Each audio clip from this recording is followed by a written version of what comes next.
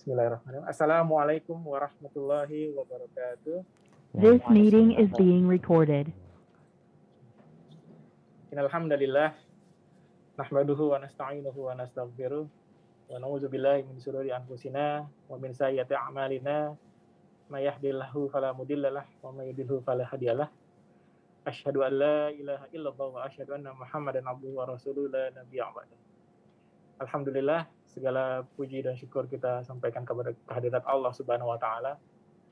Karena pada siang hari ini Allah masih memberikan kita nikmat iman, nikmat sehat untuk sama-sama hadir pada kajian dan majelis yang mulia ini untuk meningkatkan keimanan dan ketakwaan kita kepada Allah Subhanahu wa taala. Salawat serta salam kita sampaikan kepada junjungan kita, suri tauladan kita, Nabi besar baginda Muhammad Rasulullah Muhammad sallallahu alaihi wasallam beserta para sahabat, dan semoga kita menjadi pengikutnya yang mendapat syafaat beliau di yaumul akhir nanti. Amin amin ya rabbal alamin. Alhamdulillah pada siang hari ini kita berkumpul di sini untuk mengikuti kajian online bersama. Kajian online bersama yaitu kajian online Bin Rohis RSUD DKI dengan tema keutamaan dan hikmah ibadah kurban di masa pandemi. Alhamdulillah pada siang hari ini telah hadir bersama kita Ustadz Al-Mukarram Ustadz Syafiq Riza Basalamah yang nanti insya Allah akan memaparkan keutamaan dan hikmah yang apabila kita melakukan ibadah kurban terutama pada masa pandemi kali ini. Sebagai informasi bahwa kajian Rohis kali ini agak sedikit berbeda dengan kajian-kajian sebelumnya, bahwa saat ini kami Bin Rohis seluruh RSUD di wilayah DKI Jakarta membuat istilahnya kerjasama bersama untuk mengadakan kajian rutin bersama. Jadi memang ini tidak hanya diselenggarakan oleh RSUD Koja, namun juga melibatkan seluruh kami juga mengajak RSUD di seluruh lingkungan di wilayah DKI Jakarta untuk sama-sama mengadakan kajian rutin dan kami mengangkat tema RSUD DKI mengaji. Jadi memang untuk kali ini memang RSUD Koja mendapat kesempatan untuk menjadi host atau menjadi penyelenggara kajian pada siang hari ini, yang nantinya akan mungkin digilir ke bagian RSUD lainnya di wilayah DKI Jakarta. Mudah-mudahan ikhtiar yang kita lakukan dengan niat ibadah kepada Allah Subhanahu wa taala diterima di sisi Allah Subhanahu wa taala. Sebelum kita mulai, mungkin ada beberapa adab yang izin kami sampaikan mengenai kajian online kali ini. Yang pertama adalah nama profile yang digunakan pada Zoom meeting kali ini adalah nama yang mudah dikenali. Kemudian usahakan audio dalam kondisi mute. Berikutnya peserta akhwat mohon menonaktifkan fitur videonya dan dihimbau kepada rekan-rekan sekalian untuk mencatat fasilah atau ilmu yang disampaikan oleh Ustadz, dan tanya jawab akan dilakukan setelah penyajian materi. Dan pertanyaan disampaikan di kolom chat. Waktu mulai jam 1 siang ini dan akan berakhir di jam 14.30, jam 2:30. Mungkin sekitar setengah jam, mohon izin Ustadz untuk tanya jawab. Siap. Atau mungkin 15 menit tanya jawab untuk nanti mungkin dari ada peserta kajian yang ingin bertanya. Mungkin untuk demi mempersingkat waktu, kami persilakan kepada Al-Mukarram Ustadz Syafiq Riza Basalamah untuk memberikan tausiahnya. Jazakumullah khair. Syukran. Assalamualaikum warahmatullahi wabarakatuh. Alhamdulillah Rabbil alamin. Segala puji bagi Allah, Tuhan semesta alam, yang mana takdirnya selalu indah. Yang terkadang kita merasa sedih, merasa berat menerima satu ketentuan Allah. Namun kalau kita berpikir kembali, merenungkan apa yang sedang terjadi, ternyata di balik itu ada banyak hikmah yang indah dan penuh dengan berkah. Allahumma salli wa sallim ala sayyidina wa maulana Muhammadin wa ala alihi wa ashabihi ajma'in. Ya Allah, semoga salawat dan salam senantiasa Engkau curahkan untuk hamba kekasih-Mu, untuk baginda Nabi kita Muhammad alaihi salatu wassalam, untuk keluarga beliau, untuk para sahabat beliau dan orang-orang yang mencintai beliau. Amma ba'd, hadirin rahimakumullah, khususnya para medis dan nakes di Rumah Sakit Umum Daerah DKI Jakarta.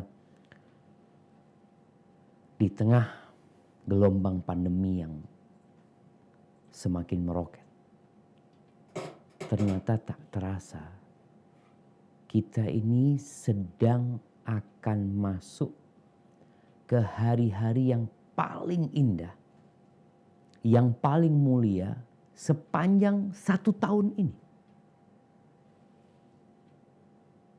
Namun sayangnya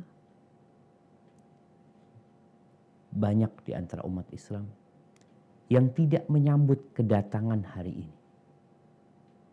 Biasanya kalau ada hari-hari tertentu kita sibuk menyambutnya, sebagaimana penyambutan umat Islam terhadap bulan Ramadan yang begitu hangat. Nih hari seharusnya kita menyambut seperti kita menyambut Ramadan atau bahkan lebih.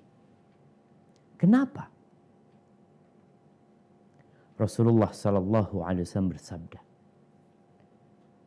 dari Abdullah bin Abbas radhiyallahu anhuma, "Ma min ayyamin al-amalu salihu fihinna ahabbu ila Allah minhu fi hadhil ayyamil 'ashr." Kata Nabi SAW, tidak ada hari-hari yang beramal soleh di dalamnya itu lebih Allah cintai daripada beramal soleh di 10 awal Dzulhijjah. Hari ini kita berada tanggal 26 atau tanggal 27 Dzulqa'dah.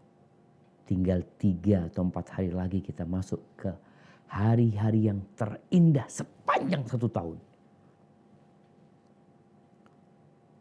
Di situ para sahabat bertanya kepada Nabi SAW, "Walal jihadu fi sabilillah." Jihad di jalan Allah pun tidak sebanding dengan beramal soleh di 10 awal Dzulhijjah ini. Walal jihad fi sabilillah. Enggak. Jihad di jalan Allah pun tidak dapat menandingi beramal soleh di 10 awal Dzulhijjah. Illa rajulun, kecuali satu kondisi manusia yang keluar, kharaja bi nafsihi wa malihi. Dia keluar dari rumahnya, berjihad di jalan Allah, membawa harta dan jiwanya, walam yarji' min dzalika bi syai', dan enggak ada yang pulang ke rumahnya. Rawahul Bukhari. Ahibbati fillah. Bagaimana kita menyambut 10 awal Dzulhijjah ini? Apa persiapan yang sudah kita lakukan? Di mana di 10 awal Dzulhijjah ini terkumpul semua amal soleh. Semua rukun Islam berkumpul di sini. Tapi terkadang kita sibuk dengan aktivitas kita. Atau kita memang gak peduli dengan akhirat kita. Dan yang termulia di antara 10 hari itu, Rasulullah sallallahu alaihi wasallam mengatakan, "A'zamul ayyam 'indallah yaumun nahr." Hari yang paling agung di sisi Allah adalah hari kurban. Hari penyembelihan. Thumma yaumul qar. kemudian tanggal 11-nya. Walaupun tentunya tanggal 9 kita tahu adalah hari Arafah, hari yang paling agung. Di mana jemaah haji seharusnya kumpul di padang Arafah. Walaupun jemaah haji Indonesia tahun ini tidak bisa ikut serta melaksanakan ibadah haji. Ahibati fillah, bicara kurban di masa pandemi ini. Sejatinya hidup ini adalah pengorbanan. Ada yang berkorban meninggalkan kampung halamannya ke Jakarta. Dia berpisah dengan kedua orang tuanya. Kadangkala berpisah dengan istri dan anak-anak. Ada yang pengorbanannya hanya untuk mendapatkan uang dan harta. Atau mendapatkan wanita. Namun, di antara pengorbanan itu, ada yang untuk mendapatkan surga dan keridhaan Allah Azza wa Jalla. Jadi semua tergantung niatnya. Ini para tenaga medis, para nakes di 10 awal Dzulhijjah ini hendaklah memanfaatkan waktu ini. Selain nantinya tanggal 10 kita berkorban. Ahibati fillah.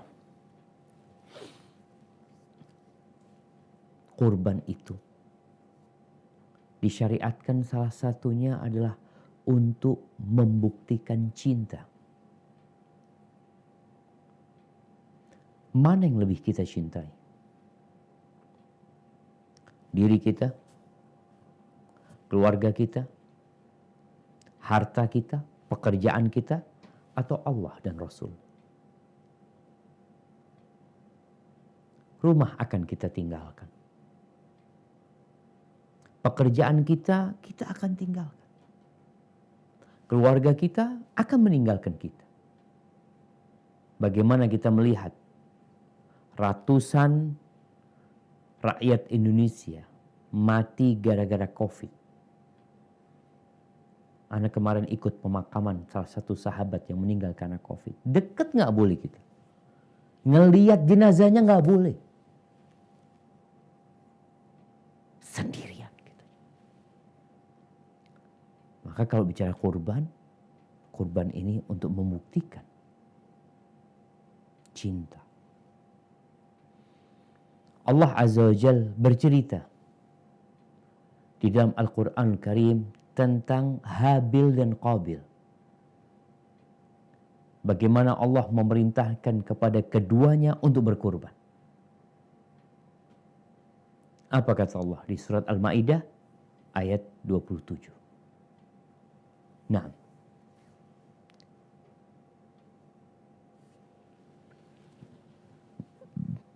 A'udzu billahi minasy syaithanir rajim. Watslu 'alaihim abna'i Adam bil haqq إذ قربا قربانا فتقبل أحدهما ولم يتقبل من الآخر ولم يتقبل لأقتلنك قال إنما يتقبل الله من المتقين. Barakallahu fiik. Artinya? Ceritakanlah kepada mereka kisah kedua putra Adam, Habil dan Qabil, menurut yang sebenarnya. Ketika keduanya mempersembahkan kurban, maka diterima dari salah seorang dari mereka berdua, Habil, dan tidak diterima dari yang lain, Qabil. Ia berkata, Qabil, aku pasti membunuhmu. Berkata Habil, sesungguhnya Allah hanya menerima kurban dari orang-orang yang bertakwa. Barakallahu fiik. Allah perintahkan keduanya untuk berkurban. Si Habil, dia seorang peternak. Dia memiliki seekor domba yang sangat dia cintai. Dan kita tahu orang kalau sudah cinta dengan sesuatu, maka dia akan berikan sikap yang istimewa kepada domba tersebut. Tatkala Allah perintahkan untuk berkorban, yang paling dia cintai, dia korbankan untuk Allah Azza wa Jalla. Yang paling dia cintai. Bukan dia cari domba-domba yang sudah tua. Bukan dia cari kambing-kambing yang mungkin kurus. Yang mungkin tidak berkembang kemudian dikorbankan. Lah. Tapi yang terindah. Sedangkan Habil seorang petani. Dia mengorbankan hasil dari pertaniannya dan perkebunannya. Ketika dia sudah siapkan, ada yang bagus dari yang dikorbankan oleh Qabil. Tapi sama Qabil diambil dan dia makan. Untuk kesenangan dirinya. Maka disebutkan Allah menerima dari salah satunya. Yang dari satunya Allah tolak. Allah hanya menerima dari orang-orang yang bertakwa. Tolong digarisbawain. Allah bukan nerima besarnya kurban kita. Tapi ketakwaan kita tatkala kita mengorbankan apa yang kita cintai. Niat. Dari mana uang yang engkau gunakan untuk kurban? Dan bagaimana proses kurban tersebut. Terbukti Habil lebih mencintai Allah Azza wa Jalla dari semua yang dia cintai. Cerita yang kedua, cerita Nabi Ibrahim alaihissalam. Bagaimana puluhan tahun beliau nggak punya anak. Beliau di beberapa kisah disebutkan baru punya anak umur 87 tahun. 87 tahun. Ketika punya anak Ismail, Allah memerintahkan kepada Nabi Ibrahim untuk meletakkan Ismail di Mekah. Sedangkan beliau berada di Palestina. Jauh. Beliau lakukan itu. Suatu saat tatkala Ismail sudah remaja, Nabi Ibrahim datang berkunjung ke Mekah.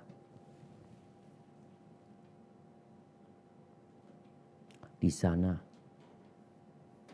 Allah uji Nabi Ibrahim. Allah uji Nabi Ibrahim.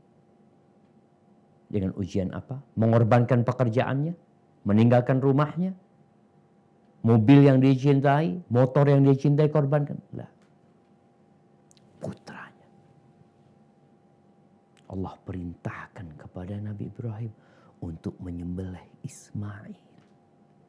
Bayangin jemaah. Ujiannya gak main-main. Tapi itulah cinta. Bukan hanya diungkapkan dengan lisan. Ditulis dalam lembaran-lembaran yang panjang. Cinta itu dibuktikan. Dengan apa? Dengan pengorbanan. Allah ceritakan hal ini di surat As-Saffat. Ayat 102. Apa kata Allah Azza wa Jalla?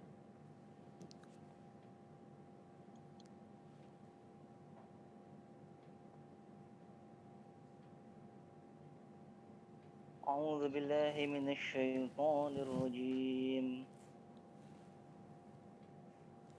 فلما بلغا معه السعي قال يا بني إني أرى في المنام أني أذبحك فانظر ماذا ترى قال يا أبت افعل ما تؤمر ستجدني إن شاء الله من الصابرين. Maka tatkala anak itu sampai pada umur sanggup, berusaha bersama-sama Ibrahim.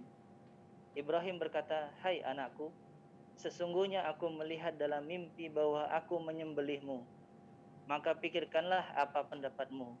Ia menjawab, "Hai bapakku, kerjakanlah apa yang diperintahkan kepadamu. Insya Allah kamu akan mendapatiku termasuk orang-orang yang sabar." Barakallahu fikum.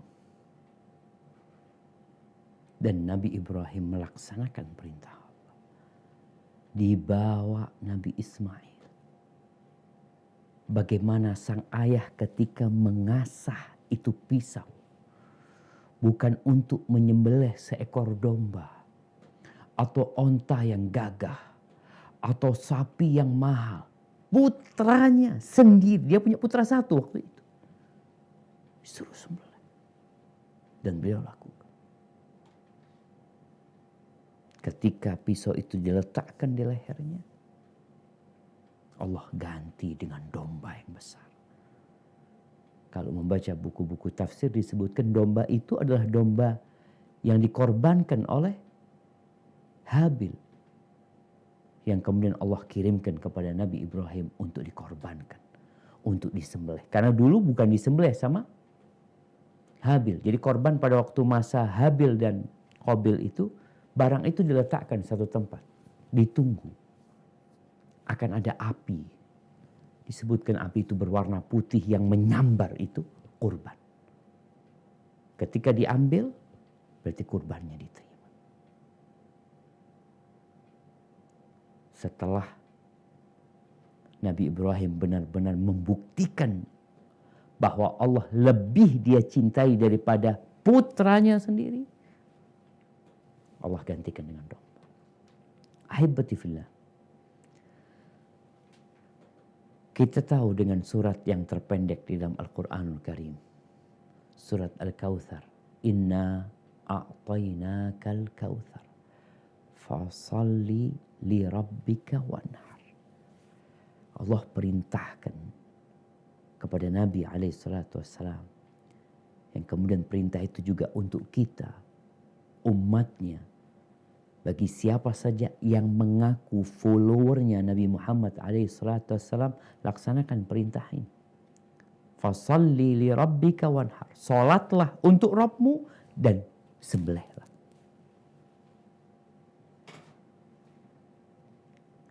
Jadi yang udah salat jangan lupa berkorban.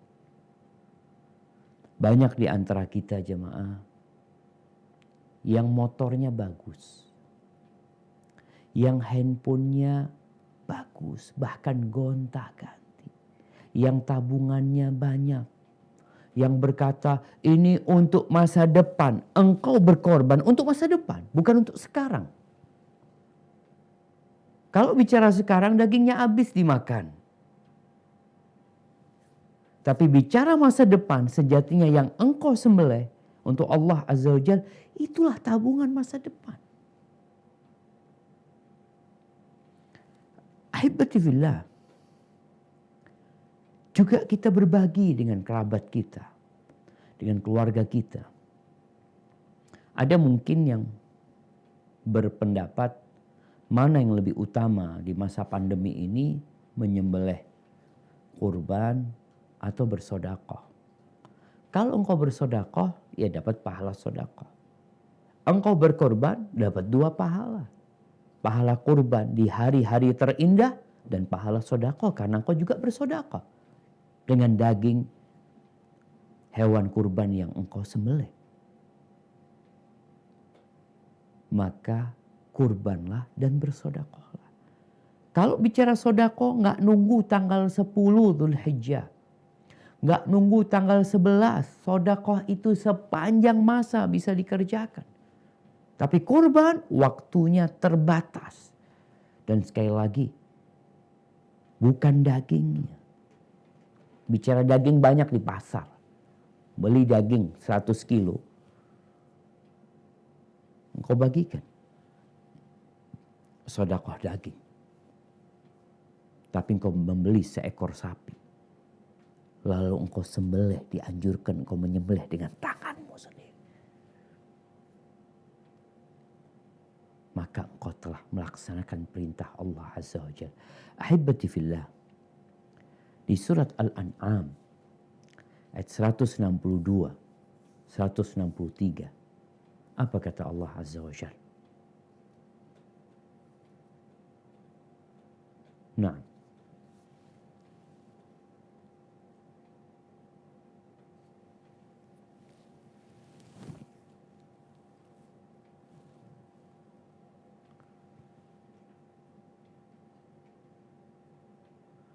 tafadhal. أعوذ بالله من الشيطان الرجيم قل إن صلاتي ونسكي ومحياي ومماتي لله رب العالمين.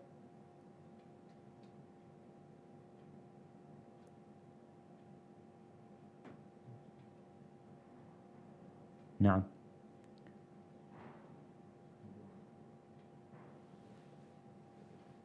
terputus. Hah? Tapi Allah mengatakan, katakanlah sesungguhnya salatku, ibadahku, nusuki ini maknanya juga sesembelihanku, hidupku dan matiku hanyalah untuk Allah Tuhan semesta alam. La syarika lahu wa bidzalika umirtu wa ana awwalul muslimin. Tiada sekutu baginya dan demikian itulah yang diperintahkan kepadaku dan aku adalah orang yang pertama-tama menyerahkan diri kepada Allah SWT. Seperti di surat Al-Kautsar, fasalli li rabbika wanhar. Fasalli li rabbika wanhar. Di sini inna salati wa nusuki. Sesungguhnya salatku dan sesembelihanku. Di semua umat ada ibadah menyembelih. Dan di agama kita juga ada. Terkadang ada ritual yang dilakukan oleh umat Islam. Ritual yang bukan dari Islam. Seperti menyembelih kerbau dan kepalanya dilarungkan ke laut. Kenapa kepalanya kok nggak digulai? Kenapa kepalanya kok nggak dibagi-bagi? Kenapa dilarungkan ke laut? Untuk siapa kita berkorban? Maka ingat dalam agama kita ada berkorban. Ada menyembelih tapi untuk Allah Azza wa Jalla. Inna salati wa nusuki wa mahyaya wa mamati. Hidup dan matiku lillahi rabbil alamin. Kalau bicara hukum, apa sih Ustaz sebenarnya hukum berkorban ini? Ya memang mungkin kita akan mendapati khilaf di antara para ulama. Mungkin jumhur ulama berpendapat berkorban itu sunnah muakkadah. Anjuran yang ditekankan. Himbauan yang ditekankan. Dan gak disukain orang yang mampu kemudian gak berkorban. Dibenci. Tapi sebagian ulama berpendapat wajib korban. Ingat bagi yang mampu. Mungkin ukuran kemampuan beda-beda sesuai dengan tanggung jawab yang diemban oleh orang tersebut. Mungkin gajinya besar, tapi uang itu habis Ustaz.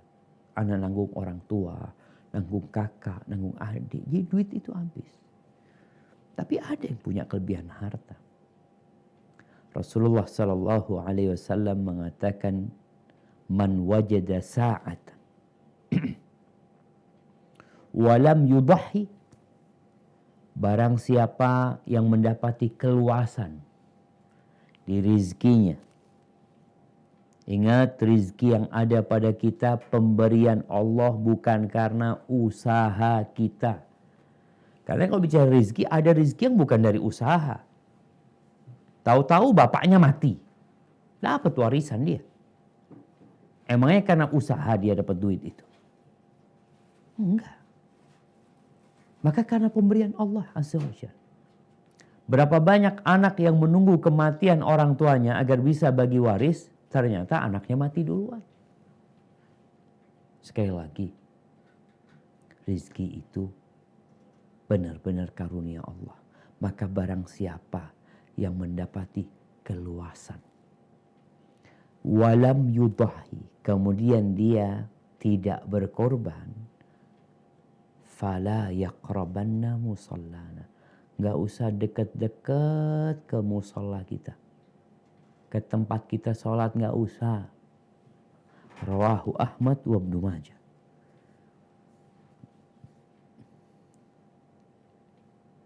Jadi yang punya keluasan rizki, dia lebih memilih beli motor. Berapa dia beli motor? Kalau kita lihatlah, motor Beat, kira-kira 16 juta. Dia beli. Kambing atau domba, berapa harga? 2 juta dapat. Dia mampu membeli motor Beat dengan harga 16 juta. Kambing 2 juta, nggak mampu dia beli. Lihat handphonenya. Handphonenya harga 5 juta. Anggap 5 juta harga handphonenya. Apa nggak bisa engkau beli handphone yang 2 juta, yang 3 juta, engkau untuk kurban?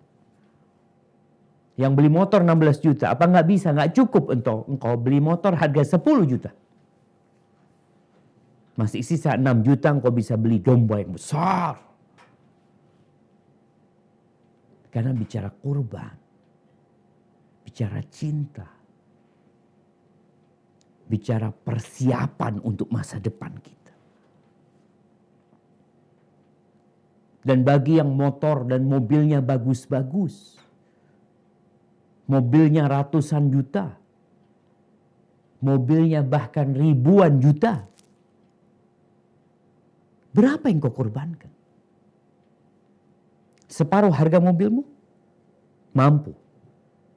Kau punya mobil harga 1 M, mampu kau berkorban dengan harga 500 juta.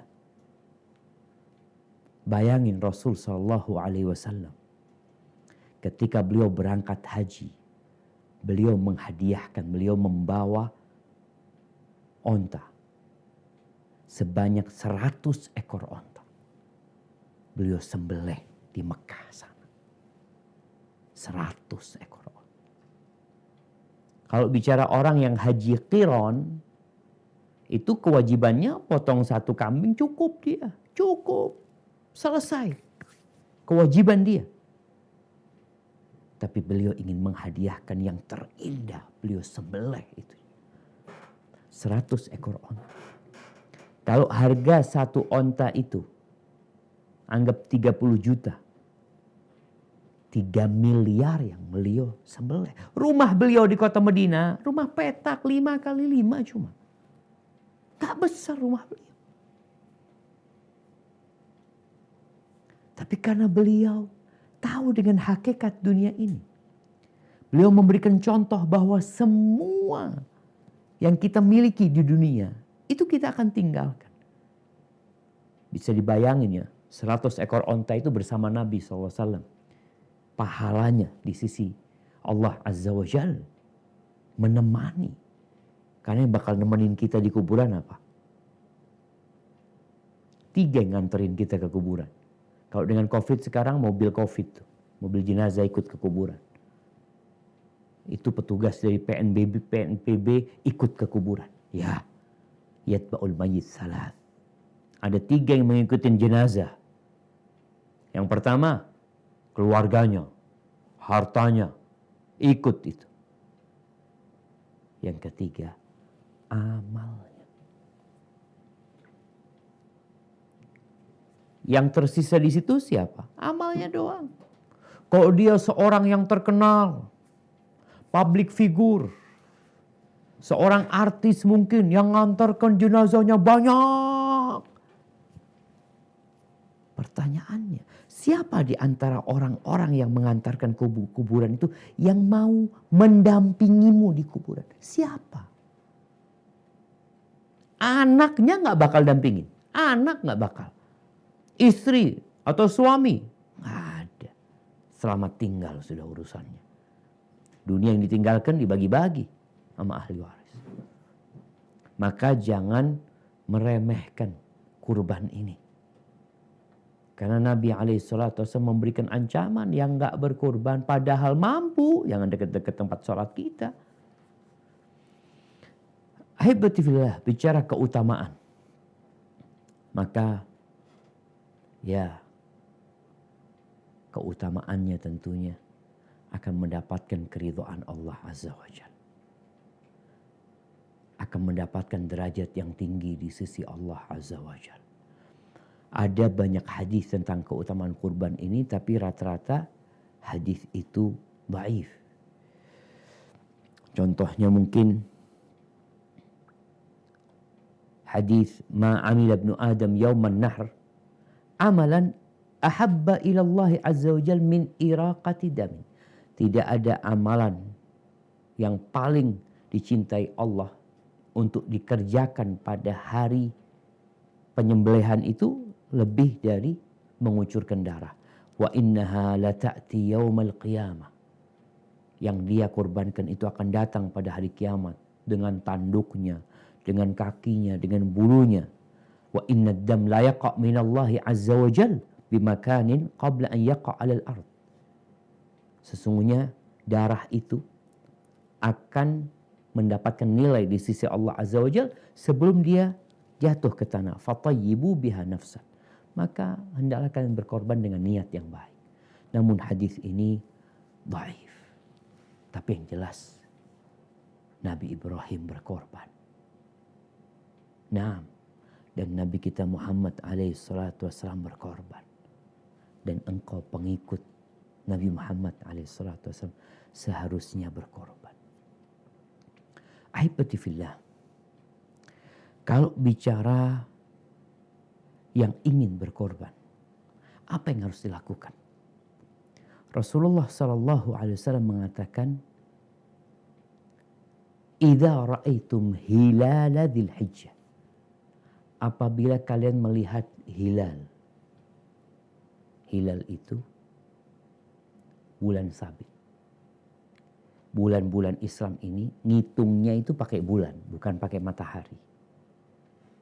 Kalau bulan Januari atau bulan Juli sekarang ngitungnya pakai matahari. Bulan kita ya pakai bulan, namanya bulan.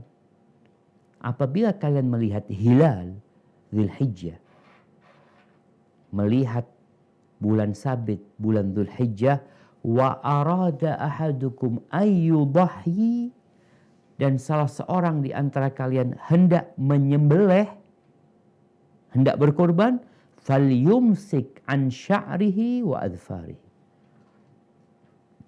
Rawahu Muslim. Hendaklah dia menahan diri untuk tidak potong rambut, untuk tidak menggunting kukunya. Jangan. Jadi kalau punya niat untuk berkorban, ya sudah. Kukunya gimana panjang, biarin. Jadi kalau yang mau potong kuku, yang mau potong rambut, tolong dipotong, mau potong kumisnya, dipotong sebelum malam 1 Dzulhijjah. Dipotong semuanya. Kenapa? Karena Nabi SAW melarang. Jangan dipotong. Sampai kapan? Sampai dia menyembelih kurban. Ahibati fillah. Di sini ada hikmah. Yang salah satunya adalah kita menyerupai jemaah haji. Jemaah haji itu kalau sudah niat berihram, maka dia nggak boleh potong kuku, nggak boleh potong rambut. Udah. Sampai kapan? Sampai mereka menyelesaikan ibadah haji mereka. Sampai mereka melempar jumroh, dan itu pada tanggal 10. Kita pun yang nggak berhaji, apalagi yang banyak nih, yang nggak berangkat haji tahun ini, tolong paling nggak kita jaga tuh. Ketika mau potong kuku ingat, oh aku mau berkorban. Tunggu dulu. Mau potong rambut, aku mau berkorban. Di antara hikmah yang disebutkan bahwasanya agar seluruh tubuh kita ini dibebaskan dari api neraka. Sehingga kita menyembelihnya setelah perintah, sehingga kita baru potong rambut atau potong kuku setelah perintah Allah kita kerjakan. Terus gimana kalau ada orang yang potong rambut, potong kuku, sedangkan dia mau berkorban? Sunnah ini jamaah sering ditinggalkan oleh manusia. Padahal Nabi SAW menyuruh kita untuk menahan diri. Bagaimana kalau dia memotong rambutnya atau menggunting kukunya?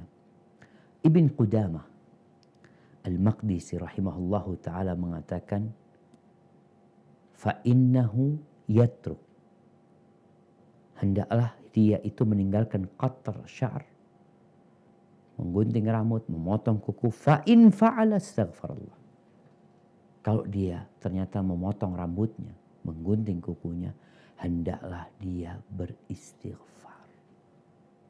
Memang gak ada kewajiban mengganti atau apa, hendaklah dia beristighfar. Mohon ampun sama Allah Azza wa Jalla. Ahibati fillah, kemudian bicara umurnya. Nih, umur hewan yang hendak kita korbankan. Kalau onta umur 5 tahun. Kalau sapi lengkap umur 2 tahun, masuk ke tahun ketiga. Kalau kambing ini ada yang domba. Kalau domba itu umurnya 6 bulan lebih. Tapi kalau kambing biasa umurnya 1 tahun. Oh, nggak mahal Ustaz ya? Enggak. Kalau bicara kambing umur 1 tahun dan domba umur 6 bulan, nggak mahal. Apalagi kalau kita bicara kurban. Kurban ini bukan sodako yang semuanya dikasihkan. Kurban itu menyembelih. Yang sebagian dagingnya disodakohkan. Artinya kalau kita bicara, kita berkorban 1 ekor domba harga 1,5 juta umpamanya. Kalau dipikir-pikir, dibagi sepertiga. Sepertiga mau kita makan, sepertiga mau kita simpan, sepertiga yang mau disodakohkan. Jadi sebenarnya cuma 500.000 yang keluar duit kita. Kenapa? Yang 1 juta balik ke kita. Nggak mahal ya malah. Cuma kadangkala kita itu terlalu perhitungan. Kemudian cari yang terbaik ketika berkorban. Yang paling mahal, yang paling indah. Rasulullah Sallallahu Alaihi Wasallam, kalau bicara Nabi Alaihi Salatu Wasallam, beliau orang kaya apa orang miskin? Ya, mungkin beliau melalui fase-fase miskin. Di mana di rumah Nabi Alaihi Salatu Wasallam, ceritanya Aisyah radhiyallahu taala anha, marra hilalun thumma hilalun walam yuqad fi baiti Rasulillah sallallahu alaihi wasallam nar. Berlalu rembulan. Lalu datang rembulan lagi, kemudian dia hilang. Masuk ke bulan ketiga, di rumah Nabi alaihi salatu wasallam kompornya tidak hidup. Nggak hidup kompornya Nabi SAW. Maka ditanya Aisyah, terus makan apa kalian? Kata Aisyah radhiyallahu ta'ala anha, al-aswadan. Kurma sama air. 2 bulan lebih kurma sama air. Tapi tatkala waktu Idul Adha, beliau berkorban. Beliau berusaha untuk tetap berkorban. Di dalam riwayat Imam Bukhari dan Muslim, dari Anas bin Malik radhiyallahu taala anhu, bahwa Nabi alaihi salatu wasallam dhaha bikabshaini amlahaini aqranain. Nabi alaihi salatu wasallam berkurban dengan 2 ekor domba yang putih, yang indah, enak dilihat domba ini. Aqranain, bertanduk jemaah. Artinya bukan harus bertanduk ya. Tapi biasanya yang bertanduk itu jadi mahal. Tapi ingat, jangan beli bertanduk namun kurus. Karena apa? Ya dagingnya dikit. Karena tanduknya nggak dimakan sebenarnya. Tapi tadi kita mengorbankan sesuatu yang indah. Dan disebutkan bahwa Rasul Shallallahu Alaihi Wasallam memerintahkan dalam riwayat Muslim bahwa Nabi memerintahkan dengan satu ekor domba yang bertanduk, yang kakinya hitam, yang disebutkan perutnya juga ada hitamnya, kemudian kedua matanya hitam. Itu jamaah, sebuah pengorbanan yang indah yang kita korbankan. Allah Azza wa Jal berfirman di surat Al-Hajj ayat 32, di mana para ulama menjelaskan dianjurkan kita menyembelih kurban itu yang gemuk, yang indah, karena ini termasuk mengagungkan syiar-syiar Allah Azza wa Jalla. Kita nih, motor itu syiar Allah yang kita miliki? Enggak. Mobil kita? Enggak. Rumah kita? Enggak. Nih sekarang kita punya kesempatan untuk mengagungkan syiar-syiar Allah. Apa kata Allah Azza wa Jalla di surat Al-Hajj ayat 32? Nah, silahkan dibaca.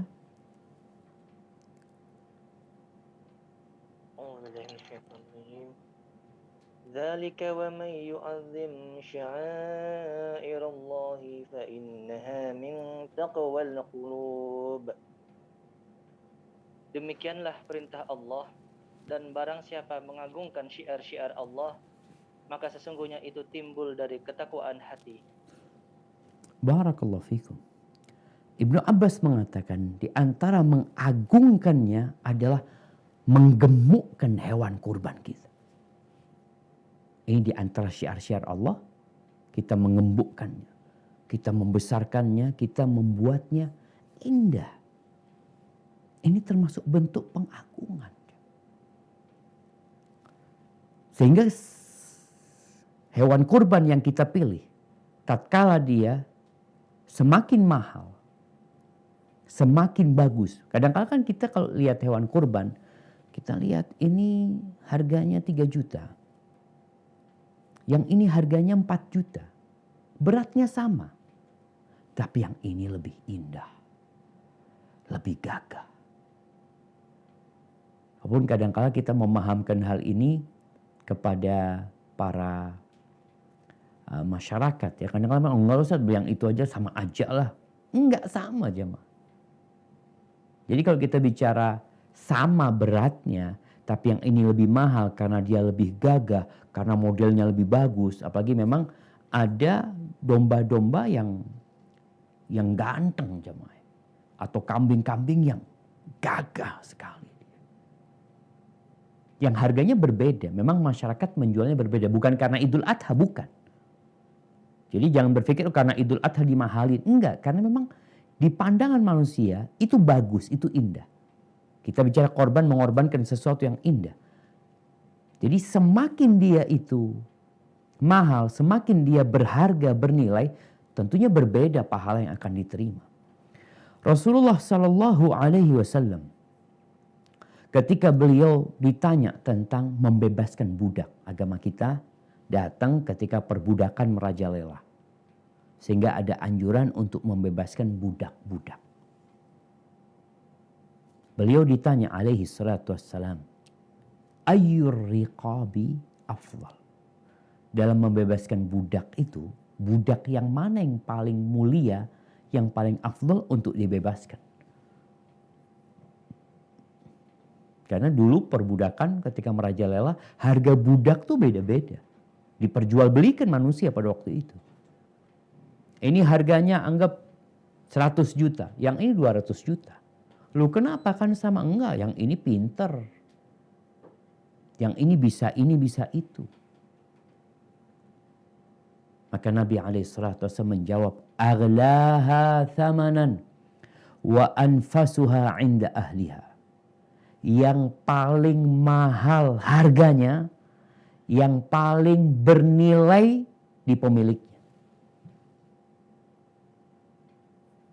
Jadi semakin nilainya tinggi, semakin mahal harganya, maka itu yang lebih utama.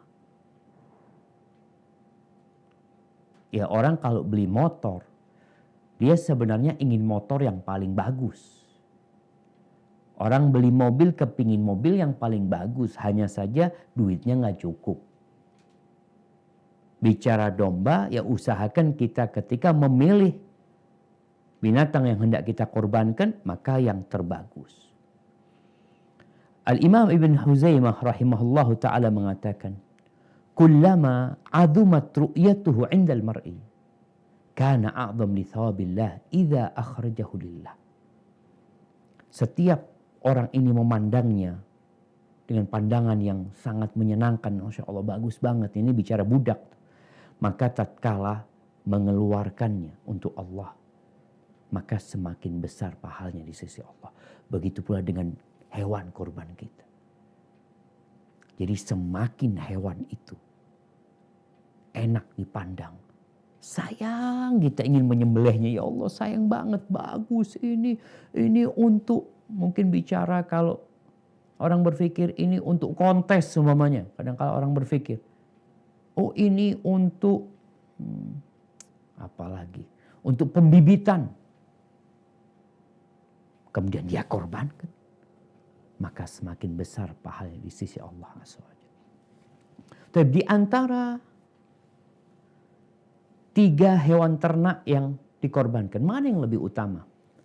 Onta, sapi, atau domba? Jumhur ulama berpendapat yang paling utama adalah onta sendirian. Sendirian. Yang kedua, sapi sendirian. Kan kita tahu onta ini untuk 7 orang. Tapi sendirian boleh. Nabi SAW 100 ekor sendirian. Jadi sapi yang untuk 7 orang kita sendirian atas nama kita sendiri. Kita keluarga kita masukkan. Tapi kita sendiri sebenarnya yang memilikinya. Bukan dibagi 7. Kemudian setelah itu domba sendirian. Setelah itu dia mungkin 1/7 onta, 1/7 sapi, tapi yang jelas jamaah semuanya boleh. Namun kita berusaha untuk yang terindah yang kita korbankan. Waktu menyembelihnya, gimana di masa pandemi ini Ustaz? Karena kita lihat PPKM ini ternyata sampai tanggal 20.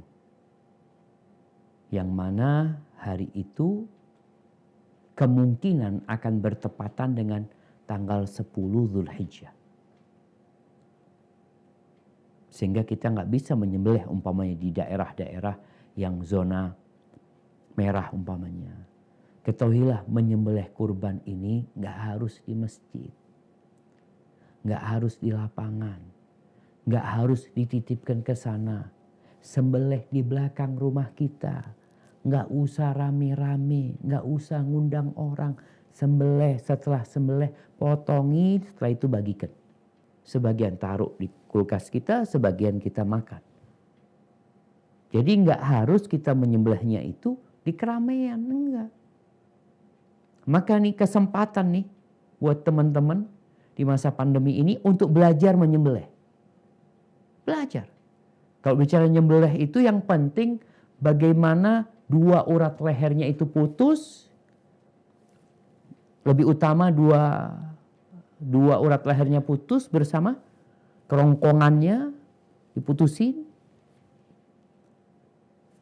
Selesai. Jadi gak sulit. Apalagi sekarang ada tutorial ya, dari mana? Dari YouTube, dari mana-mana. Lihat. Ustaz gak bisa ngulitin ini karena kita ingin kulitnya itu berharga. Kalau kita gak bisa ngulitin gak apa-apa. Karena kulitnya juga gak boleh dijual. Gak boleh dijual, boleh dihadiahkan. Ajarin anak-anak kita ngulitin di rumah. Ini kesempatan. Jadi kalau nggak bisa kita melakukannya di tanggal 10-nya, jadi waktu memulainya itu adalah setelah sholat Idul Adha. Nabi memotongnya pada waktu itu di lapangan. Sebagai contoh bahwasanya ini waktu mulai menyembelih. Setelah itu Besoknya boleh sampai tanggal 13. Jadi waktu menyembelih itu setelah sholat Idul Adha sampai tanggal 13 Zulhijjah berakhir. Jadi ada kesempatan untuk menyembelih dan insya Allah ya kita dapat melakukan itu. Lalu jamaah, yang dianjurkan bagi orang yang menyembelih itu dianjurkan menghadap ke kiblat. Dianjurkan menghadap ke kiblat. Dia baca apa sih? Baca Bismillah, Allahu Akbar. Bismillah aja yang wajib. Kalau mau ditambah Allahu Akbar, itu anjuran. Bismillah Allahu Akbar. Kadang-kala kita bingung, baca apa Ustaz? Bismillah Allahu Akbar. Tapi memang kalau itu korbannya orang, ya kita kata Bismillah Allahu Akbar, ya Allah ini dari fulan ya. Ini korbannya fulan, ana cuma wakilnya. Dia menyembelih. Tanpa dia menyebutkan pun gak ada masalah. Karena Allah tahu kurban itu bukan milik dia sebagai jagal-jagal yang menyembelih itu. Dan dianjurkan sekali lagi menyembelih sendiri jamaah. Kemudian dianjurkan untuk makan dari kurban yang kita sembelih. Ada perbedaan antara Idul Fitri dan Idul Adha. Di Idul Fitri kita dianjurkan ketika berangkat sholat itu mengkonsumsi sesuatu. Supaya meyakinkan diri hari itu kita nggak puasa. Udah nggak puasa hari itu. Makan kurma dianjurkan beberapa butir secara witir. Di Idul Adha perbedaannya, kita dianjurkan tidak makan apa-apa. Sampai kita menyembelih hewan kurban kita dan kita makan dari hewan kurban kita. Jadi ketika kita motongnya di rumah, kalau kita motongnya rombongan kan kita nunggu, kadang-kadang punya kita baru disembelih jam 12. Wah, kita kelaparan sampai jam 12 nggak makan. Tapi kalau kita di rumah sendiri habis sholat, bismillah potong. Sebelum selesai dikulitin, kakinya sudah minta dibakarin sama istri atau dibikin sate. Makan. Ini dianjurkan. Artinya bukan satu hal yang wajib, tapi itu dianjurkan agar kita mengkonsumsi makan dari hewan kurban kita supaya kita tahu bahwasanya kurban ini bukan sedekah biasa-biasa, tapi berkorban untuk Allah dan dari dagingnya itu yang kita sedekahkan ke orang-orang di sekitar kita. Barakallahu fiik, mungkin itu yang bisa kita bahas pada kesempatan kali ini. Semoga bermanfaat bagi kita semuanya dan mendorong kita untuk mengorbankan yang terbaik yang kita miliki. Hadza wallahu a'lam bishawab. Ana kembalikan ke Dr. Haris. Jazakumullah khairan.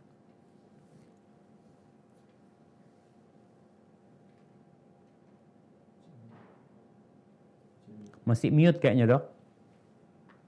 Iya. Syukran Ustaz atas tausiahnya pada siang hari ini. Alhamdulillah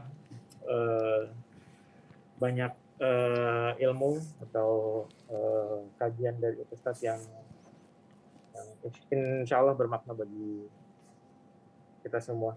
Izin kami mulai sesi tanya jawab. Tafadhal, Dok. Barakallahu fikum. Yang pertama Ustaz, pertanyaannya dari RSUD Taman Sari Ustaz. Jadi salah satu RSUD tingkat kecamatan Ustaz. Kalau di Jakarta itu puskesmas kecamatan sekarang bertindak sebagai RSUD. Masya Allah. Ya. Jadi Assalamualaikum Ustaz. Mau tanya kalau patungan kurban tapi besarannya beda-beda boleh tidak Ustaz? Ada yang mungkin ada yang bisa 5 juta, ada yang 10 juta atau yang 2 juta. Mohon penjelasannya Ustaz. Masya Allah, barakallahu fikum.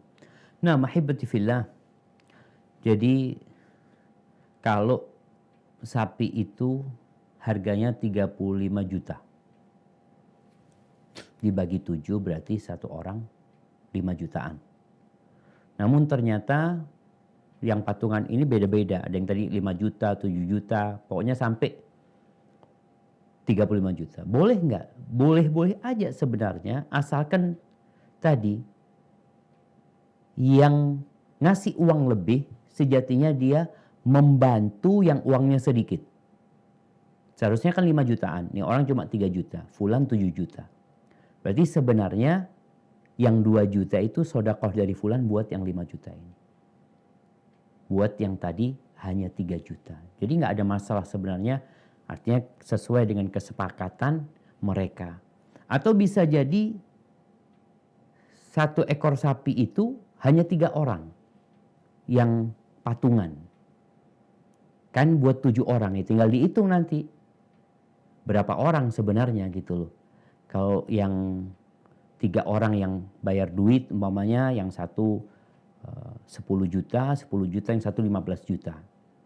Jadi bisa jadi domba itu tetap untuk 7 orang. Afwan, sapi itu untuk 7 orang. Sehingga penghitungannya ada yang 2 orang, ada yang 3 orang. Tapi kalau ternyata seperti yang disebutkan tadi, enggak Ustaz, memang katanya berapa langsung punya duit yuk kita beli sapi. Jadi nanti yang paling banyak bayarnya itu sebenarnya dia bersodakoh kepada yang sedikit sehingga dia tetap berkorban dengan uang dia yang sedikit. Insya Allah nggak ada masalah. Hadza wallahu a'lam bishawab. Ustaz, pertanyaan selanjutnya, Ustaz, ini agak lumayan banyak Ustaz pertanyaan Ustaz. Barakallahu fiik. Pertanyaan berikutnya Ustaz, apakah boleh berkurban untuk orang tua kita yang sudah meninggal? Lebih utama mana untuk orang yang masih hidup atau yang sudah meninggal? Mohon penjelasannya Ustaz. Syukran. Masya Allah, barakallahu fiik. Nah, mahibati fillah. Ada khilaf di antara para ulama tentang berkorban untuk orang yang sudah meninggal dunia. Sebagian berpendapat kalau dia tidak berwasiat nggak bisa kita. Seperti dalam mazhab Syafi'i, ketika nggak berwasiat ya, orang tuanya meninggal nggak berwasiat untuk dikorbankan, nggak perlu kita ngorbankan karena dia nggak minta kita menyembelih buat dia. Tapi sebagian berpendapat nggak ada masalah sebenarnya, karena seperti sodakoh untuk orang yang meninggal dunia diperbolehkan dalam agama kita. Tapi jamaah, yang lebih utama, yang berkorban itu yang hidup. Yang meninggal itu diikut sertakan dalam niat kurbannya. Ana berkorban, mamanya. Ana niatkan buat keluarga ana. Mamanya ana punya anak yang meninggal dunia. Atau ana punya orang tua yang alhamdulillah keduanya masih hidup, mamanya. Ana niatkan buat keluarga, masuk yang hidup dan yang mati. Jadi 1 ekor domba itu sebenarnya cukup untuk menggugurkan kewajiban ya buat 1 keluarga. Jadi yang mati pun akan dapat bagian pahala. Karena Rasul SAW disebutkan beliau nggak pernah berkorban untuk putri-putrinya yang meninggal dunia. Beliau nggak pernah berkorban untuk pamannya Hamzah yang meninggal dunia. Beliau juga nggak pernah disebutkan berkorban buat istrinya Khadijah radhiyallahu taala anha yang meninggal dunia secara tersendiri. Tapi beliau berkorban mengatakan Allahumma hadza anni, ini Allah dari aku dan dari keluargaku. Ada yang dari aku dan dari umatku semuanya. Masuk di sana yang hidup dan yang mati. Tapi kalau mau secara tersendiri, jumhur ulama berpendapat nggak ada masalah. Tapi yang lebih utama adalah yang hidup yang berkorban, tapi dia meniatkan buat keluarganya yang sudah meninggal dunia juga. Dia yang memiliki kurban itu, dia yang berkurban. Tapi keluarga yang meninggal diikut sertakan dalam pahalanya. Insya Allah itu akan lebih utama. Hadza wallahu a'lam bishawab. Syukran Ustaz. Sepertinya banyak yang bertanya juga terkait masalah kurban untuk orang yang ini Ustaz yang sudah meninggal. Dan ini juga ada yang menarik Ustaz yang bertanya tentang mau tanya Ustaz, bagaimana kalau kita sudah ikut berkurban tapi belum diakikah Ustaz? Naam, barakallahu fikum. Ya, ahibati fillah. Jadi kalau bicara aqiqah, jadi aqiqah ini sebenarnya kewajiban buat orang tua. Di mana ketika anak itu lahir, maka Allah perintahkan orang tuanya untuk menyembelih juga. Seekor domba buat kalau anak itu anak perempuan, kalau anak laki-laki maka 2 ekor domba. Bagaimana kalau ternyata Ustaz dia belum diakikahin sama orang tuanya? Sekali lagi yang akikoh kan sebenarnya orang tua, bukan anak. Tapi kalau sang anak mau mengakikohin diri sendiri nggak ada masalah sebenarnya. Atau orang lain yang mau akikohin nggak apa-apa. Jadi kalau dia memilih, anak kayaknya memilih untuk kurban dulu. Nggak ada masalah, silahkan kurban terlebih dahulu.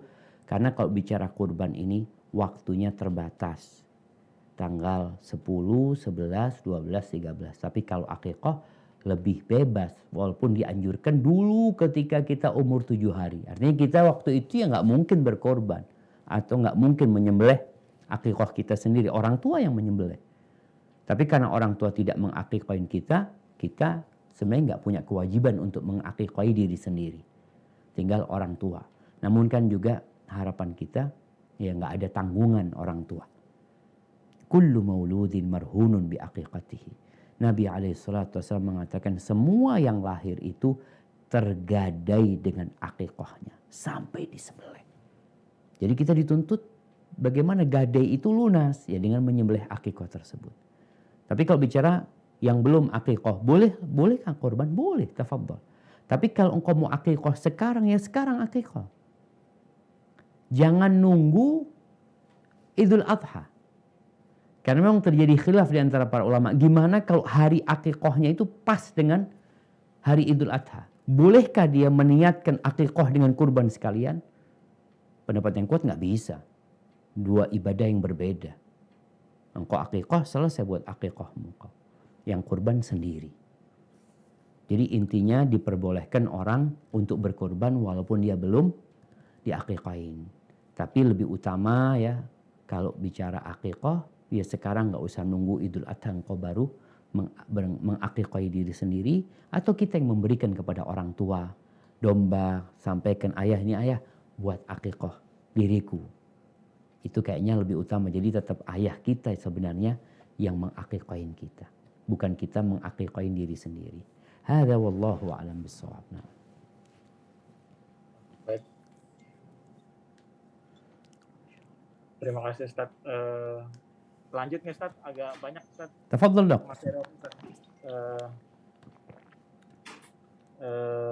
Pertanyaan berikutnya. Jadi ada yang ini Ustaz. Assalamualaikum Ustaz. Dari tahun 2010 hampir setiap waktu berkurban Ana mampu dan udah niat berkurban. Cuman baru 2 kali karena alasan Ana nggak enak sama suami karena suami tidak mampu secara materi berkurban. Takutnya kalau berkurban Ana merasa merendahkan beliau karena Ana mampu berkurban sedangkan suami Ana tidak mampu. Apakah Ana salah Ustaz? Mohon pencerahannya Ustaz. Dan ini qadarullah suami meninggal 9 bulan lalu. Bagaimana cara mengikutkan suami Ana untuk berkorban Ustaz? Masya Allah, barakallahu fiik. Iya jemaah, rahimakumullah. Masya Allah ya, ini bagaimana seorang istri yang ingin menjaga perasaan suami. Yang dikatakan suaminya nggak mampu sebenarnya. Sebenarnya dia tetap bisa berkorban. Sekarang ini nggak harus kita sendiri yang menyembelih kurban. Hanya saja dianjurkan bagi perempuan, dianjurkan orang lain yang menyembelih. Artinya bisa jadi sang istri ini berkurban di tempat lain. Dia transfer duitnya, sampaikan anak mau kurban di kampung ya, tolong disembelihkan di sana. Supaya tadi suami nggak perasaan. Atau bisa jadi istri menghadiahkan kepada suami seekor domba. Bang, aku beli domba hadiah buat abang. Abang kurbanlah buat kita semuanya. Itu ana rasa bisa dilakukan. Jadi kalau sekarang suami sudah meninggal dunia dan sang istri ingin menyembelih dan mengikut sertakan suami, bisa jadi dia menyembelih untuk suaminya. Dia nyembelih kurban memang untuk suaminya. Tapi bisa jadi dia berkorban dan dimasukkan suaminya dalam pahala. Jadi bukan milik suami itu hewan, tetap itu milik istri, tapi dia meniatkan mengikut sertakan suami dalam pahalanya, insya Allah tetap suami akan mendapatkan bagiannya. Dan ahibati fillah, ingat kepada para istri yang dikasih kelebihan harta, yang mungkin secara kemampuan lebih daripada suaminya. Tetap suamimu adalah pemimpin.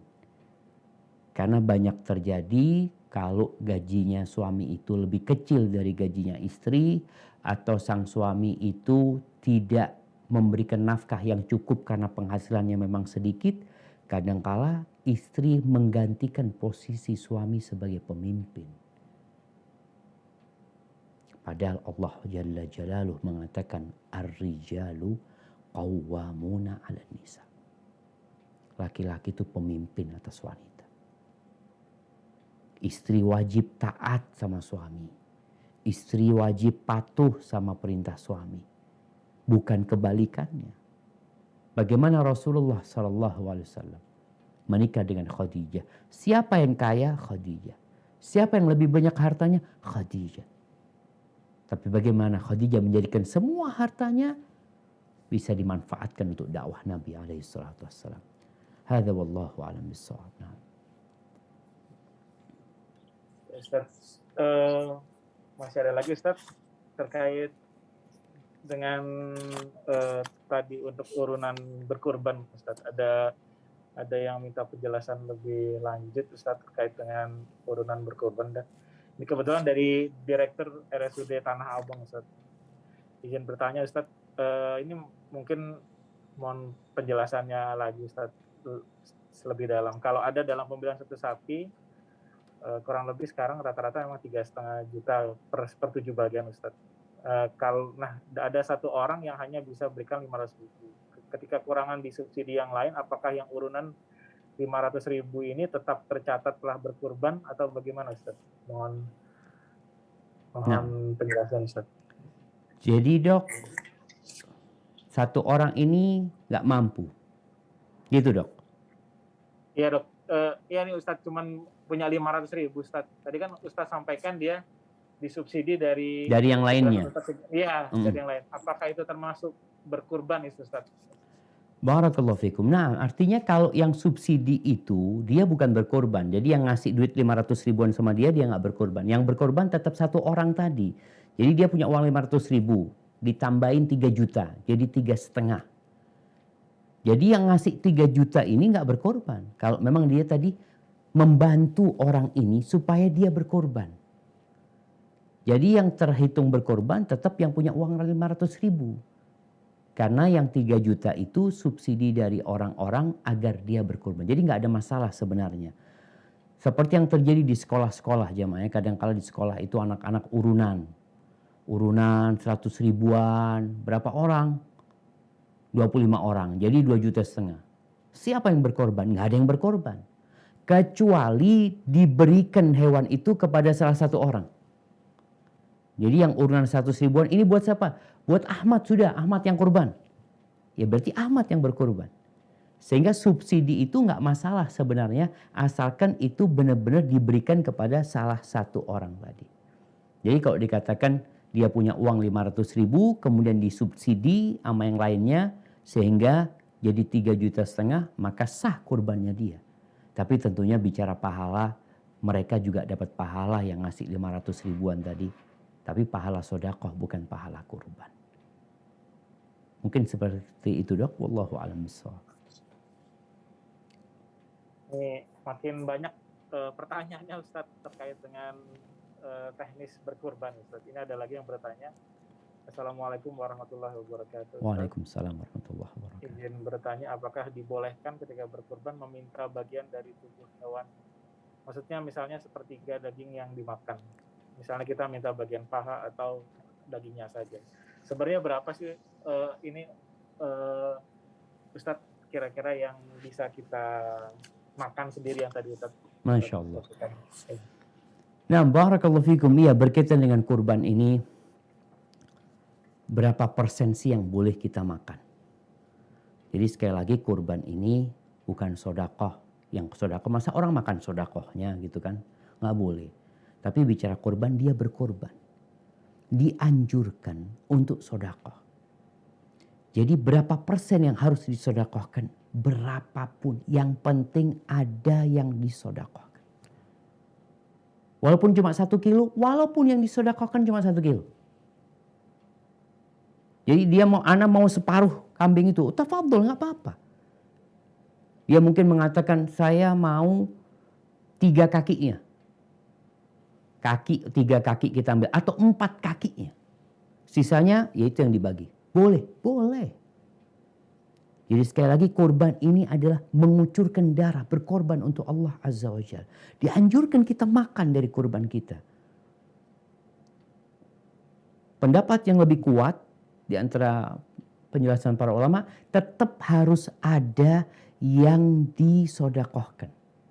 Walaupun sebagian mengatakan mau dimakan semuanya nggak apa-apa. Tapi yang lebih kuat pendapatnya tetap harus ada yang disodakohkan. Walaupun cuma 1 kilo yang disodakohkan. Jadi dia sudah terlepas di mana perintah Allah untuk memberikan makan, untuk berbagi, dia telah melakukan itu. Jadi nggak ada masalah ketika orang itu meminta 2/3 dari hewan kurban tersebut, nggak ada masalah. Cuma memang jamaah kita itu kadang-kala kalau di masyarakat ya takut jadi omongan. Tapi kalau kita motong sendiri di rumah kan enak. Yang aneh mau bagikan cuma 1 kaki, ya dibagikan, nggak ada masalah, berikan kepada fakir miskin. Tapi kalau di masyarakat kadangkala nih orang minta 2/3 dia, kata dia. Banyak banget yang diminta sama dia. Itu hak dia sebenarnya. Karena sekali lagi dia bukan sedekah daging. Dia berkorban. Nah, dagingnya tadi yang dia sedekahkan sebagiannya. Hadza wallahu a'lam bissawab. Nah. Mungkin sekitar 2-3 pertanyaan lagi. Ustaz, berikutnya, Assalamualaikum Ustaz, apakah boleh berkorban dengan hewan yang dibeli dengan berhutang Ustaz? Misalnya karena saat ini musim kurban belum ada uang cash atau baru bulan berikutnya punya utang. Yang kedua, apakah boleh kurban secara online Ustaz? Sekarang kan lagi banyak layanan kurban secara online. Hukumnya seperti apa Ustaz? Masya Allah. Barakallahu fiik. Nah, jamaah rahimakumullah, berkaitan dengan hutang ya. Islam ini tidak memberatkan pemeluknya. Sehingga yang diperintahkan berkurban itu yang memiliki keluasan rezeki. Kalau engkau tidak punya, jangan memaksakan diri. Niatmu itu pun sudah ditulis. Karena bicara utang, berat utang ini. Orang mati kalau meninggalkan utang itu nggak masuk surga sampai utangnya dilunasi. Rasulullah SAW berlindung dari hutang. Tapi kalau bicara orang ini sebenarnya Ustaz, dia punya aset, dia punya duit belum cair. Tapi insya Allah kalaupun dia mati, insya Allah warisannya tuh ada yang untuk melunasi utang tersebut.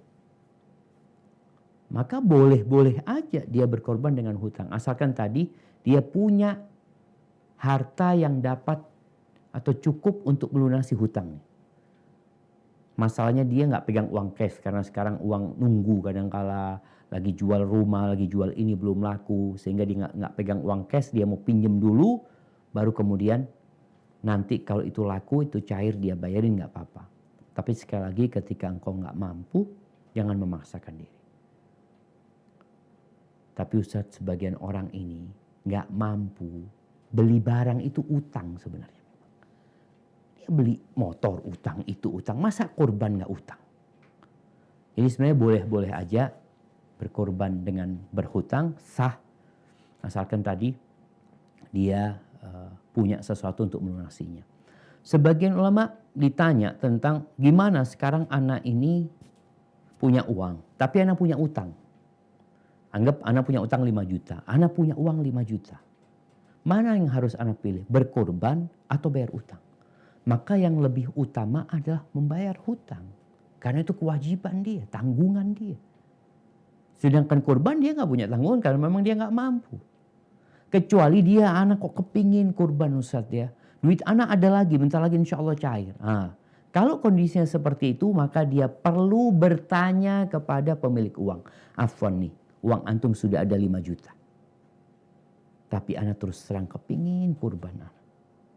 Apa boleh pembayarannya ditunda? Nanti kalau anak dapat duit lagi anak bayarin ke antum. Kalau pemilik uang mengatakan tafadhol, nggak apa-apa, berarti nggak apa-apa. Tapi kalau enggak, kita bayarin sama dia. Karena itu milik dia. Terus online. Iya. Berkaitan dengan korban online. Dalam berkorban itu sah diwakilkan. Jadi mewakilkan orang lain untuk membeli hewan kurban kita. mewakilkan orang lain untuk menyembelih hewan kita, hewan kurban kita, dan mewakilkan orang lain untuk membagikan hewan kurban kita itu diperbolehkan. Namun jamaah, hati-hati. Karena kalau cari wakil itu harus yang amanah. Lagi ribut nih di grup keluarga Ana, lagi ada ribut-ribut dikit tentang, jadi kita bayar 300.000 kita dapat hewan kurban.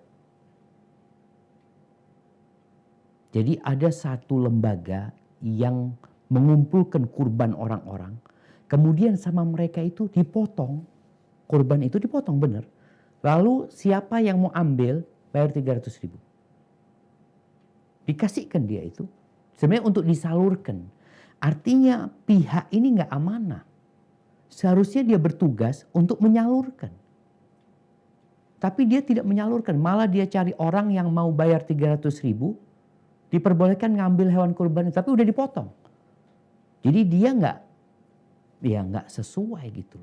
Jadi tolong ketika mewakilkan orang lain, baik itu lembaga atau perorangan, dilihat amanah nggak tempat ini. Dia salurkan kemana? Karena bicara menyalurkan korban ini berat loh.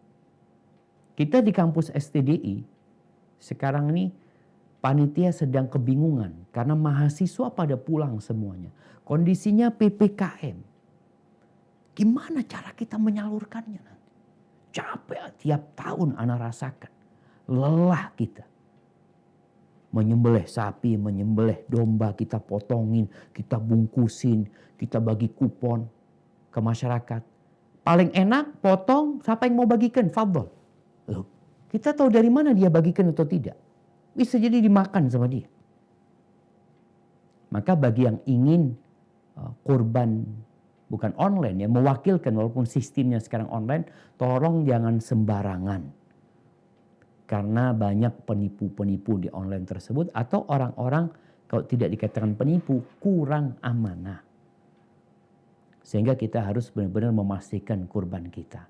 Lebih baik kita kepada keluarga kita umpamanya, atau kawan kita, atau lembaga yang kita tahu dengan siapa yang ada di situ dan terbukti memang kurbannya itu dibagikan, jamaah. Disalurkan, dan sekali lagi menyalurkan itu perlu dana, perlu tenaga. Sehingga tolong ketika mau korban secara online tadi, ditanyakan, Ana beli 2 juta, ini sudah dibagikan, sudah masuk include biaya pemotongan, biaya pendistribusian, tanyakan. Karena yang bayar 300.000 ini dikatakan, enggak, ini yang beli kurban, dia itu kita minta kepada yang ngambil kurban ini 300.000 sebagai biaya perawatan. Loh, emangnya orang yang berkorban itu nggak ditarik biaya perawatan? Karena sejatinya ingat, nggak boleh kita itu mengambil dari kurban kita sebagai ongkos untuk jagal umpamanya.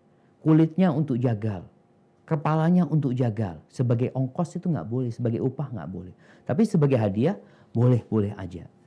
Jadi intinya sekali lagi yang mau mewakilkan orang lain dengan sistem online itu tolong dicek kredibilitas lembaga tersebut. Hadza wallahu a'lam bishawab.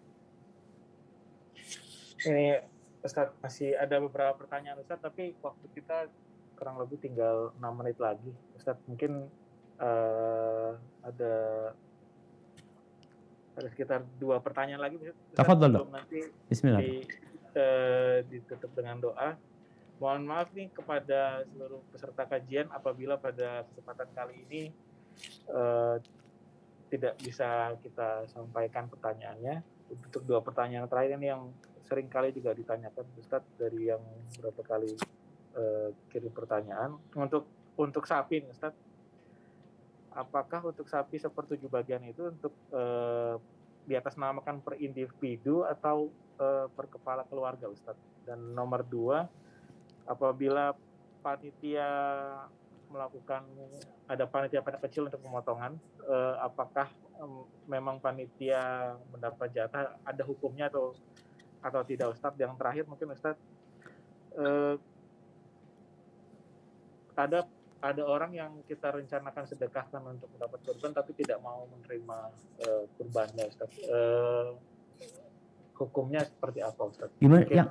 Yang pertama tadi tentang untuk 7 orang. Oke.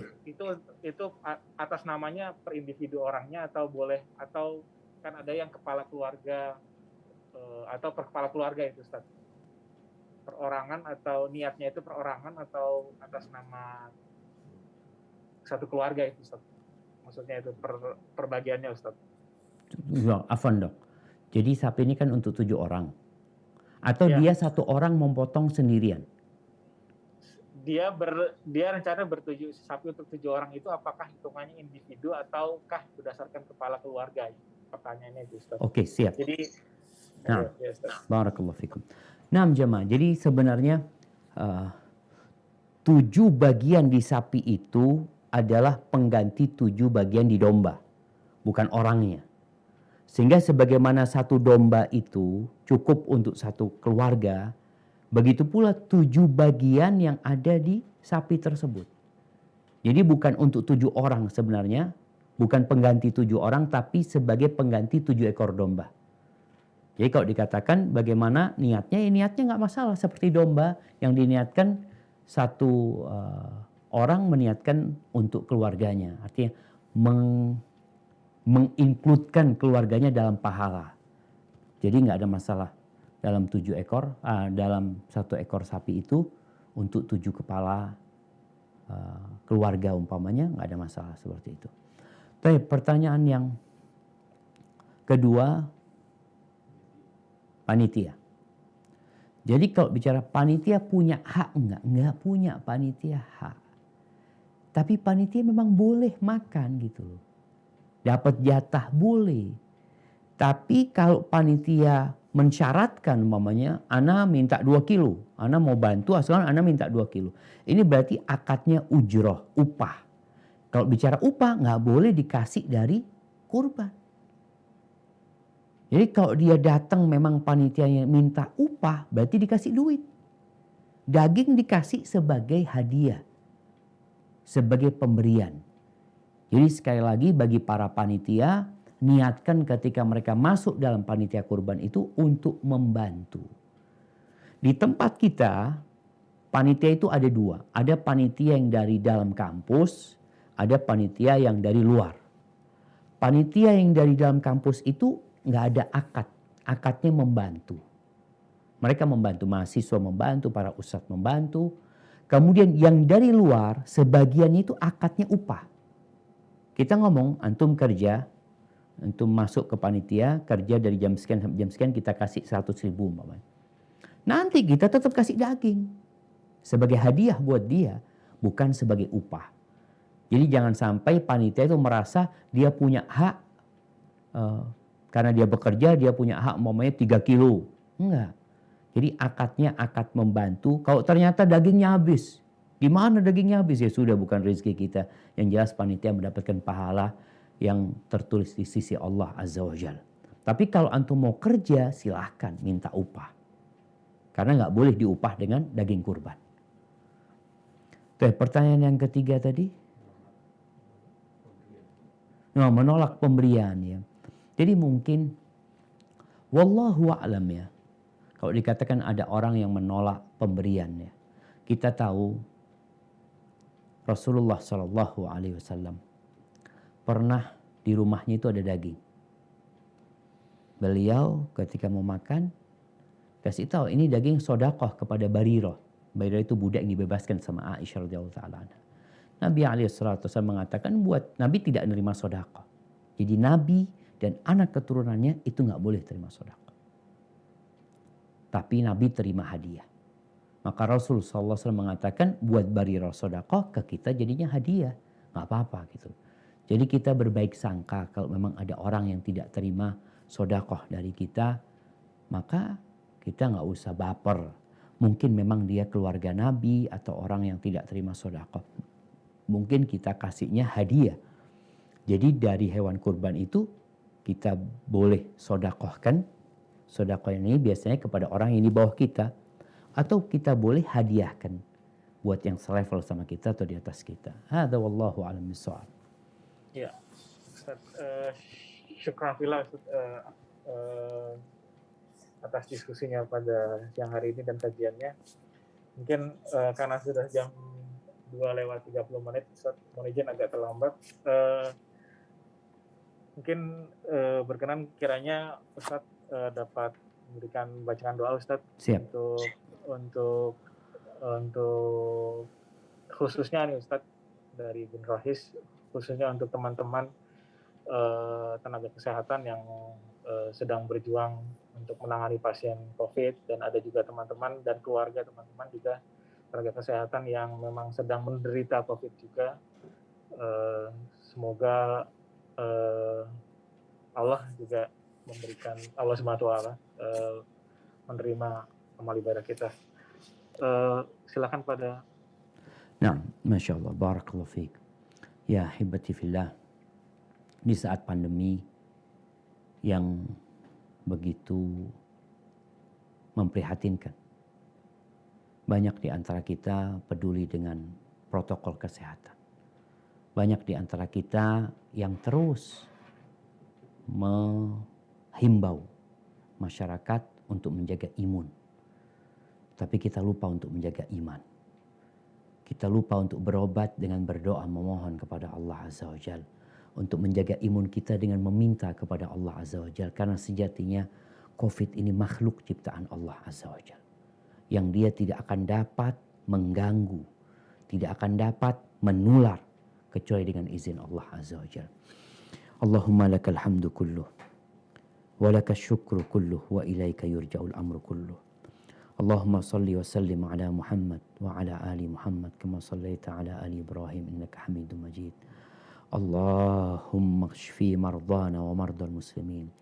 Allahumma shfi mardana wa mardal muslimin. Allahumma shfi mardana wa mardal muslimin. Allahumma ya syafi. Allahumma rabban nas adhibil ba's ishfi anta syafi. La shifa illa shifauka shifaan la yughadiru saqaman.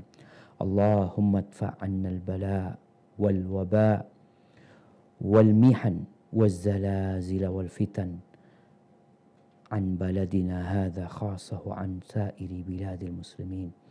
Allahumma innaka amartana bid-du'a wa wa'adtana bijabah. Allahumma hadha ad-du'a wa minka al-ijabah wa hadha al-juhdu 'alayka at-tuklan. Wa subhana rabbika rabbil 'izzati 'amma yasifun wa salamun 'alal mursalin walhamdulillahi rabbil alamin. Mohon undur diri dok, jazakumullah khairan. Ustaz, syukran Ustaz. Alhamdulillah, sekian kajian kita hari ini.